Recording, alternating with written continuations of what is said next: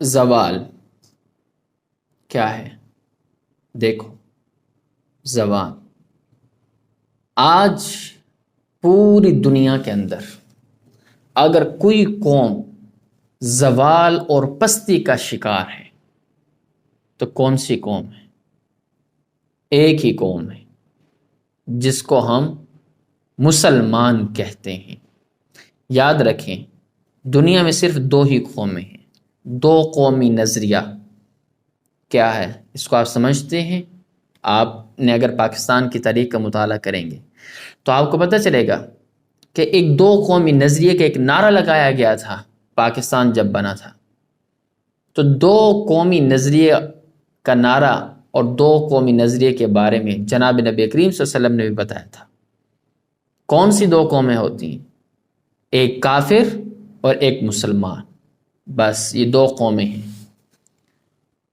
لیکن زوال جو میں نے نام اٹھایا ہے، پوری دنیا کی اگر آپ تاریخ کا حالات کا جائزہ اٹھائیں، مطالعہ کریں، دیکھیں تو آپ کو ایک ہی قوم زوال کا شکار نظر آئے گی۔ کیوں؟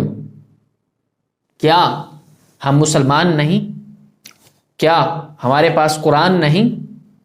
کیا ہم اللہ کو ماننے والے نہیں؟ کیا ہم نبی کریم صلی اللہ علیہ وسلم کو ماننے والے نہیں؟ کیا ہم صحابہ کے نام لیواؤں میں سے نہیں؟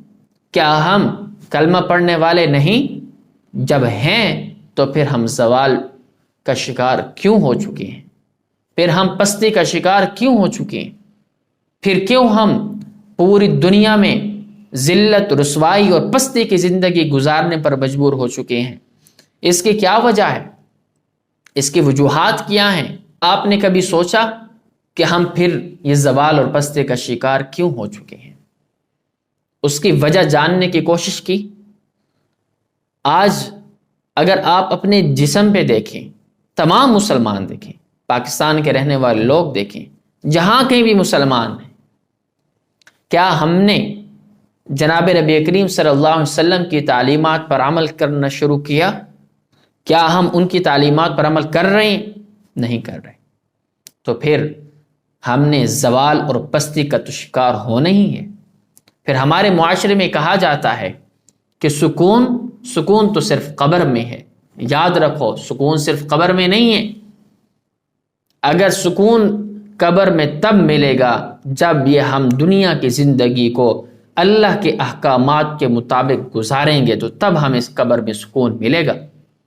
اللہ تو قرآن میں فرماتے ہیں الا بذکر اللہ تطمئن القلوب، کہ دلوں کا سکون اللہ کے ذکر میں ہے۔ اور ہم کیا کرتے ہیں؟ سکون حاصل کرنے کے لیے موسیقی سنتے ہیں، سیڈ گانے سنتے ہیں، ہم ناچ دیکھتے ہیں، ہم موسیقی کی محفلیں لگاتے ہیں، ہم شراب و کباب کی محفلیں جماتے ہیں، اور اپنے آپ کو پھر کہتے ہیں کہ ہم مسلمان ہیں۔ یاد رکھیں، آج ہماری پریشانی اور پستی اور ذلت اور زوال کی صرف ایک ہی وجہ ہے۔ وہ کون سی وجہ؟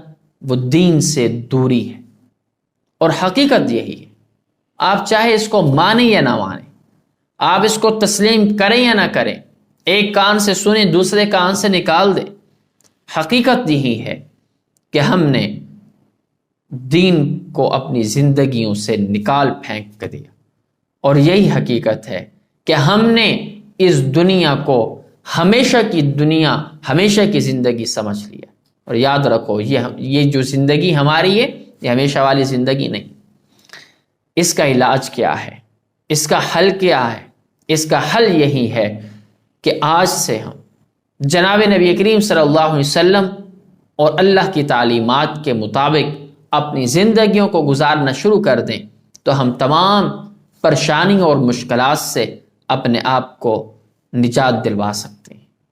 اگر آج ہم نے اپنی زندگیوں میں ان پریشانیاں اور ان مصیبتوں اور بلاؤں سے اپنے آپ کو نجات نہ دلوائے، تو پھر ایسا ہی ہوگا جیسا کہ ہو رہا ہے کہ ہم پر غلام حکمران مسلط ہو جاتے ہیں، ہم پر ظالم حکمران مسلط ہو جاتے ہیں، ہم پر بے انصاف حکمران مسلط ہو جاتے ہیں، ہماری عدالتی نظام جو ہے اس میں کوئی انصاف آپ کو ملتا ہوا نظر نہیں آتا، انصاف بکتا ہے، انصاف ملتا نہیں ہے۔